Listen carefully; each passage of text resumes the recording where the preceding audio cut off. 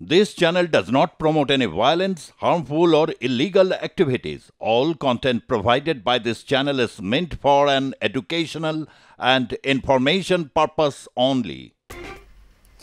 বাজি কারখানার এই বিস্ফোরণের পর কিন্তু গোটা এলাকায় উত্তেজনা ছড়িয়ে পড়ে এবং সেখানকার এলাকার মানুষরা তারা কিন্তু রীতিমতো আতঙ্কিত হয়ে পড়েন। কারণ যে বিষয়টি উঠে আসে, অনেকেই বলেন যেখানে ঘরে ঘরে কিন্তু এরকম বাজি তৈরি হচ্ছে এবং তার ফলে একটা যৌতুক গৃহের মধ্যে বসবাস করছেন সকলে। এই বিষয় নিয়ে আমরা কথা বলবো আমাদের প্রতিনিধি বিশ্বজিৎ দেবনাথের সঙ্গে একেবারে সরাসরি।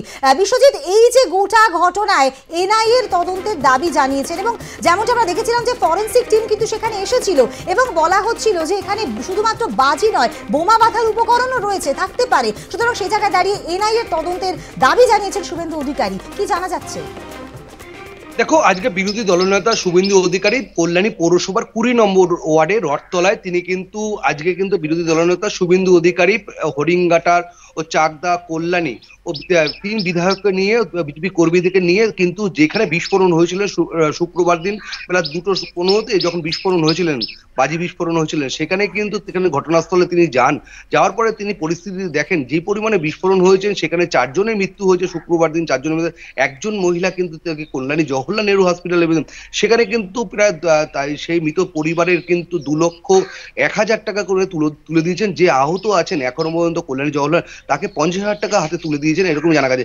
রাজ্য সরকার যেখানে কিন্তু শনিবার দিন বিকেলবেলা ঠিক 5:30টার সময় কল্যাণী মহকুমা শাসকের দপ্তরে কিন্তু সেখানে কিন্তু উপস্থিত ছিলেন রানাঘাটের দক্ষিণের তৃণমূল কংগ্রেসের প্রার্থী মুকুটমণি অধিকারী ও ডিএম ছিলেন, এসপি ছিলেন ও কল্যাণী পৌরসভার চেয়ারম্যান ডক্টর নীলমেশ রায়চৌধুরী ছিলেন। তিনি কিন্তু 2 লক্ষ টাকা করে রাজ্য সরকার থেকে তুলে দিয়েছিলেন। সেখানে কিন্তু বিরোধী দলনেতা আজকে কিন্তু প্রায় 2,00,000 টাকা করে তুলে দিয়ে, তারপর তুলে দেওয়ার পরে কিন্তু প্রায় 4 জনের হাতে তুলে দিলেন। তারপর কিন্তু তিনি বলেছেন যে এনআইএর কিন্তু দাবি, আমরা কিন্তু এই দাবি চাইছি, কেননা যেই পরিমাণে এই বাজি বিস্ফোরণে 4 জন মৃত্যু হয়েছে, সেখানে কিন্তু বিরোধী দলনেতা কিন্তু একদম এনআইএ দাবি করছেন। পাশাপাশি এখানে কিন্তু বিভিন্ন জায়গায় রথতলা, শহীদপুলিতে বিভিন্ন জায়গায় কিন্তু 30 থেকে 35টা ফ্যাক্টরি আছে, সেখানে কিন্তু কোনো ট্রেড লাইসেন্স কিন্তু দেন না, সেরকমই দেন না।